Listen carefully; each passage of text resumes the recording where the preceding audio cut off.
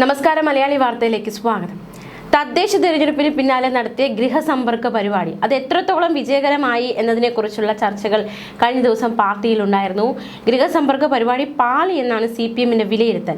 Party തീരുമാനിച്ചതുപോലെ പൂർത്തീകരിക്കാൻ ഈ ഗൃഹസമ്പർക്ക പരിപാടി ഏത് രീതിയിലാണോ എന്ത് ലക്ഷ്യത്തോടെയാണോ ആരംഭിച്ചത്, പക്ഷെ ആ രീതിയിൽ അതിനെ പൂർത്തീകരിക്കാൻ കഴിഞ്ഞിട്ടില്ല എന്നാണ് സംസ്ഥാന കമ്മിറ്റി കീഴ്ഘടകങ്ങൾക്ക് സർക്കുലറിലൂടെ വ്യക്തമാക്കിയിരിക്കുന്നത്. ജനങ്ങളുമായുള്ള ബന്ധത്തിൽ പാർട്ടി സഖാക്കൾക്ക് വലിയ രീതിയിലുള്ള പോരായ്മ സംഭവിച്ചിട്ടുണ്ട്. ബൂത്ത് കമ്മിറ്റിക്ക് പുറമെ സഹായ കമ്മിറ്റി രൂപീകരിക്കാനും നിർദ്ദേശം നൽകിയിരിക്കുകയാണ്. ഗൃഹസമ്പർക്ക പരിപാടി അത് മനസ്സിലാക്കി തന്നുവെന്ന് സംസ്ഥാന നേതൃത്വം വ്യക്തമാക്കി. മുൻകാല പാർട്ടി പ്രവർത്തകർ, അനുഭാവികൾ, പൊതുസമ്മതർ എന്നിവരാണ് സഹായ കമ്മിറ്റിയിൽ വരേണ്ടത്. സാമുദായിക സംഘടനകളുമായി നല്ല ബന്ധം സൂക്ഷിക്കണമെന്ന് സർക്കുലറിൽ നിർദ്ദേശിച്ചിട്ടുണ്ട്. സ്ത്രീകളുടെ പ്രത്യേക സ്ക്വാഡിൽ ന്യൂനപക്ഷ വിഭാഗത്തിൽ നിന്നുള്ളവരെ ഉൾപ്പെടുത്തണമെന്ന നിർദ്ദേശവുമുണ്ട്. ഇടയ്ക്ക് ഈ ഒരു ഗൃഹസമ്പർക്ക പരിപാടി വിജയമെന്ന വിലയിരുത്തൽ സംസ്ഥാന നേതൃത്വം എത്തി. പക്ഷേ ആകെ നോക്കുമ്പോൾ അതിൽ പാളിച്ചകൾ ഉണ്ടായി എന്ന വിലയിരുത്തലാണ് ഏറ്റവും ഒടുവിലെത്തിയിരിക്കുന്നത്. വീടുകളിലെത്തുന്നവർക്കുള്ള പെരുമാറ്റം അതെങ്ങനെ പെരുമാറണമെന്ന് നിർദ്ദേശിക്കുന്ന 10 പേജുള്ള സർക്കുലർ സംസ്ഥാന കമ്മിറ്റി കീഴ്ഘടകങ്ങൾക്ക് നൽകിയിരുന്നു. വീട്ടുകാരോട് തർക്കിക്കാതെ ക്ഷമയോടെ കേൾക്കുകയാണ് വേണ്ടതെന്നും സർക്കുലറിൽ വ്യക്തമാക്കിയിട്ടുണ്ട്. കഴിഞ്ഞ 15 മുതലാണ് ചെറു സ്ക്വാഡുകളായി CPM നേതാക്കളും പ്രവർത്തകരും ഗൃഹസന്ദർശനത്തിന് തുടക്കമിട്ടത്. വോട്ടർമാരെ പരമാവധി കേൾക്കണം, തർക്കിക്കാതിരിക്കണം എന്നതടക്കമുള്ള നിർദ്ദേശങ്ങളുണ്ടായിരുന്നു. വീട്ടിനുള്ളിൽ ഇരുന്ന് സംസാരിക്കണം, ആരോഗ്യ, വിദ്യാഭ്യാസ, ശാസ്ത്ര, സാങ്കേതിക, ക്ഷേമ പദ്ധതികളിൽ കൈവരിച്ച നേട്ടങ്ങൾ വിശദീകരിക്കണം, അഭിപ്രായ വ്യത്യാസം വന്നാൽ പാർട്ടിയുടെ ശ്രദ്ധയിൽപ്പെടുത്താമെന്ന് പറഞ്ഞ് തർക്കം ഒഴിവാക്കണം എന്നതടക്കമുള്ള നിർദ്ദേശങ്ങളാണ് നൽകിയത്. മാത്രമല്ല, കോൺഗ്രസും BJPയുമായുള്ള കൂട്ടുകെട്ടാണ് തുടക്കത്തിൽ അവതരിപ്പിക്കേണ്ടത്. CPM മുസ്ലിം ന്യൂനപക്ഷങ്ങൾക്കെതിരല്ലെന്നും സംഘപരിവാറുമായി സന്ധി ചെയ്തിട്ടില്ല എന്നും വിശദമാക്കണം. ന്യൂനപക്ഷ സംരക്ഷണമാണ് CPMന്റെ ലക്ഷ്യം.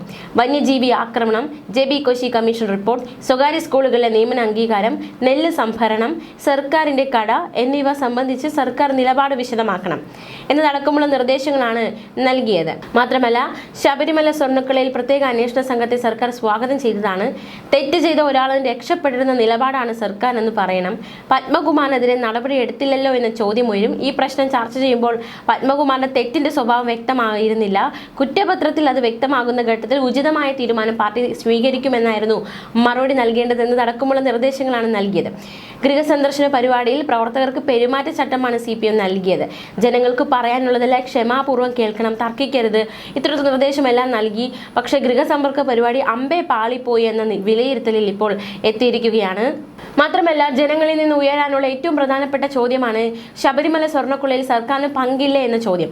കുറ്റം ചെയ്ത ഒരാളും രക്ഷപ്പെടാൻ പാടില്ലെന്ന സമീപനമാണ് സർക്കാരിനുള്ളതെന്നാണ് മറുപടി നൽകേണ്ടതെന്നും ഈ കേസ് ഹൈക്കോടതിയിൽ വന്നപ്പോൾ തന്നെ കോടതി മേൽനോട്ടത്തിൽ പ്രത്യേക സംഘം അന്വേഷിക്കുന്നതാണ് നല്ലതെന്ന അഭിപ്രായമാണ് സർക്കാർ സ്വീകരിച്ചതെന്നും ജനങ്ങളെ പറഞ്ഞു മനസ്സിലാക്കണം.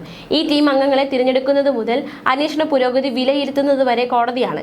സ്വർണം മോഷ്ടിച്ചയാൾ മുതൽ ദേവസ്വം ബോർഡ് പ്രസിഡന്റുമാരെയും തന്ത്രിയെയും വരെ പോലീസ് അറസ്റ്റ് ചെയ്തിട്ടുണ്ടെന്നും പാർട്ടി നൽകിയ നിർദ്ദേശത്തിൽ വ്യക്തമാക്കിയിട്ടുണ്ട്.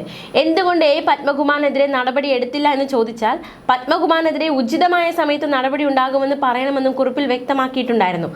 RSSനും ജമാഅത്തെ ഇസ്ലാമിക്കും എതിരായ വിമർശനങ്ങൾ വിശ്വാസികൾക്കെതിരെ അല്ലെന്നും പാർട്ടിയുടെ കുറിപ്പിൽ വ്യക്തമാക്കിയിരുന്നു. ഗൃഹസന്ദർശന പരിപാടിക്ക് കൃത്യമായ മാർഗരേഖയുണ്ടാക്കി, കൃത്യമായ നിർദ്ദേശങ്ങൾ പ്രവർത്തകർക്ക് നൽകി, തദ്ദേശ തെരഞ്ഞെടുപ്പുമായി ബന്ധപ്പെട്ട കാര്യങ്ങളിൽ നിന്ന് ചർച്ച തുടങ്ങണമെന്ന നിർദ്ദേശം നൽകി, ഗൃഹസന്ദർശന പരിപാടികൾക്ക് തുടക്കമിട്ടു. തിരിച്ചടി ഉണ്ടായ സ്ഥലങ്ങളിൽ എന്തുകൊണ്ട് അത് സംഭവിച്ചെന്നതിൽ ചർച്ച തുടങ്ങാം, ജനങ്ങൾക്ക് പറയാനുള്ളത് കേൾക്കണം എന്നടക്കമുള്ള നിർദ്ദേശങ്ങളൊക്കെ നൽകിയെങ്കിൽ പോലും എവിടെയാണ് പിഴച്ചത്, അതായത് ഈ ഗൃഹസമ്പർക്ക പരിപാടി പാളിയിട്ടുണ്ടെന്ന ഒരു നിഗമനത്തിലെത്തുമ്പോൾ എവിടെയാണ് പിഴച്ചത് എന്ന കാര്യത്തിൽ ഒരു സംശയം ഇപ്പോഴും ഉയരുകയാണ്. പാർട്ടി പ്രവർത്തകരൊക്കെ അവരുടെ ഒരു ആവേശം ചോർന്നു പോയോ എന്നതടക്കമുള്ള ചോദ്യങ്ങളൊക്കെ നിലവിൽ ശക്തമാവുകയാണ്. ന്യൂസ് ഡെസ്ക്, മലയാളി വാർത്ത.